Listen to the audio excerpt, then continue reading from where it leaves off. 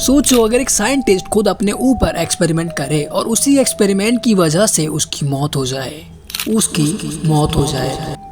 ये है अलेक्जेंडर वोगडानोव, एक ऐसे साइंटिस्ट जो अमर होने का सपना देख रहा था लेकिन अपने ही एक्सपेरिमेंट का शिकार बन गया। भाई अगर तुम्हें लगता है कि इमोर्टलिटी का सपना सिर्फ फिल्मों तक होता है तो ये कहानी तुम्हारा पूरा दिमाग हिला देगी। मेरा नाम है ऋतिक और आप देख रहे हैं क्यूरियोसिटी।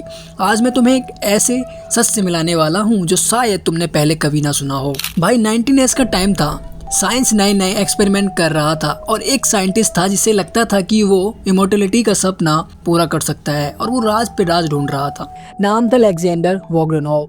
वोगडानोव का मानना था कि अगर एक जवान इंसान का खून एक बूढ़े इंसान के शरीर में डाल दिया जाए तो बुढ़ापा रुक सकता है। मतलब खून का ट्रांसफ्यूजन एक तरह का टाइम मशीन बन सकता है। और भाई ये कोई मजाक नहीं था। वोगडानोव ने खुद पर एक्सपेरिमेंट स्टार्ट कर दिए।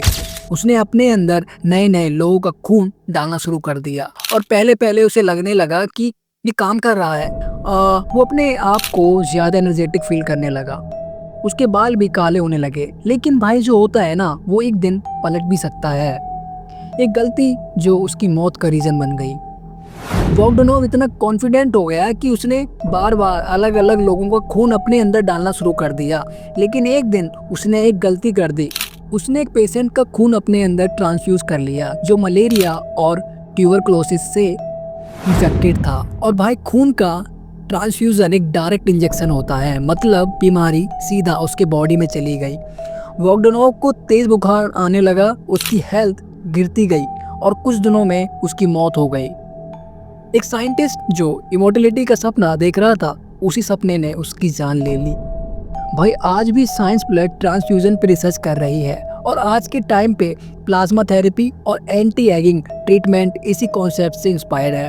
मतलब वोगडानोव ने जो सोचा था वो बिल्कुल इम्पॉसिबल नहीं था, बस उसने बिना सेफ्टी के एक्सपेरिमेंट कर दिया और अपनी ही मौत बुला ली।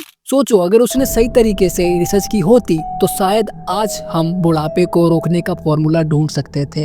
एक तरफ देखो तो वोगडानोव एक विजनरी था। उसने कैसे आइडिया पे काम किया जो आज भी साइंटिस्ट एक्सप्लोर कर रहे हैं। लेकिन दूसरी तरफ देखो तो उसने एक ऐसी गलती की जो उसकी मौत का रीजन बन गई।